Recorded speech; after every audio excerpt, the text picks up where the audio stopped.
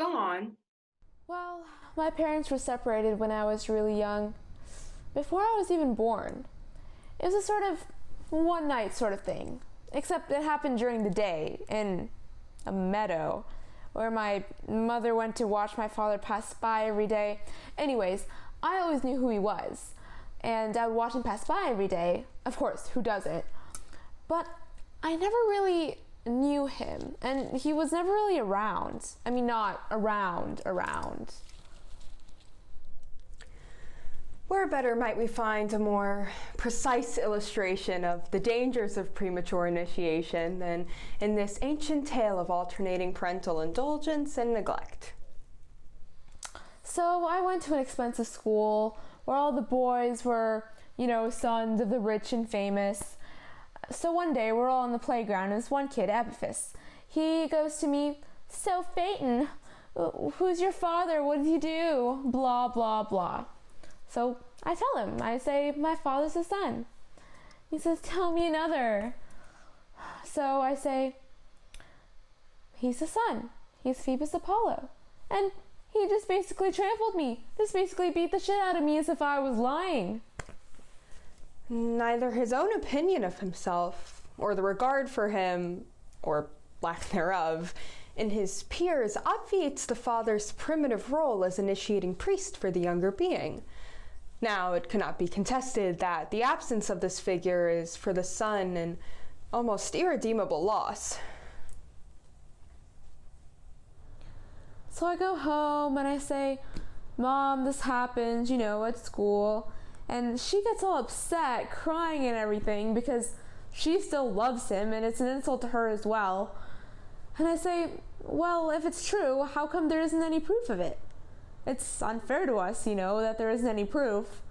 She gets even more upset and she says, "Hear me, my child. In all his glory, your father looks down upon us. By his splendor, I swear that you are his truly begotten child.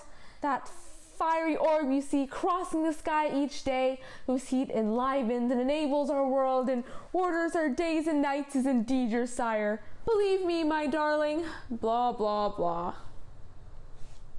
When he matures beyond the customary Eden of the mother breast, the child seeks to individuate beyond its enfolding gates and turns to the new symbols of the paternal realm, thus beginning the spiritual passage from one sphere to the next. So she tells me to go to the valley where my dad goes to work every morning and just ask him to set things straight, to, do right by me. So I set out, and it's hot and it's dusty and it's a long way across Ethiopia. So I hitch part of the time, and part of the time I walk, and finally I get there.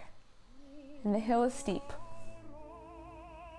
But this passage is never easy. So at the door are my dad's secretaries. The days and the hours and the century. They recognize me and they say, "Go on in." And there he is, all shining and golden, so bright you could barely look at him. And you know what he says to me? He says, My son, My son, you are welcome. Speak Phaeton to your father. I cannot even tell you what this was to me. So I tell him everything. I just spill my guts. He listens to me and he says, Let me grant you a favor. Whatever you ask shall be yours. and he swears to it.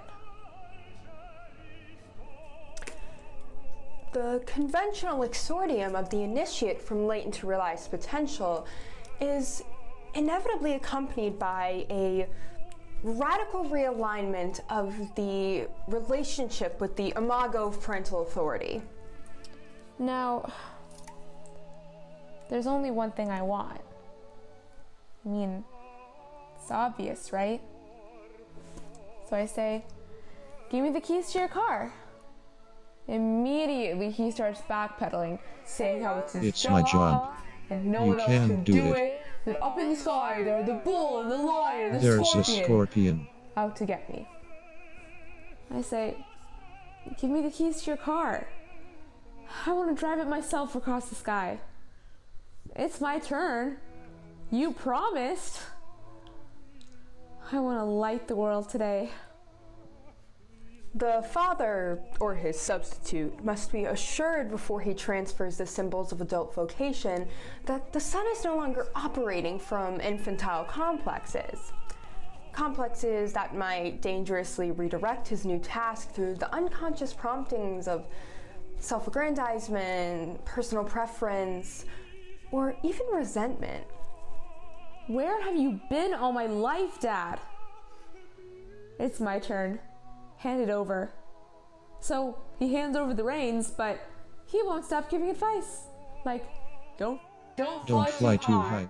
nor too low. Stay in the tracks. Go Slantwise. On and on. But I didn't listen.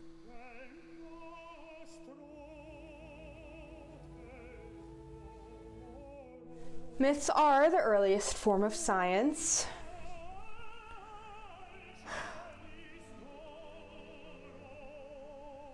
It was over before it began. It was chaos, okay? Out of control as if no one was driving. My knees were weak, I was blind from all the light. I set the earth on fire. And I fell. And it destroyed me. It was completely and utterly destroyed. It was over.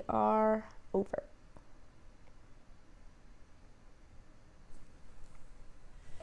It has been said that myths are public dreams, dreams are private myths. Unfortunately, we give our mythic side scant attention these days. As a result, a great deal escapes us, and we no longer understand our own actions.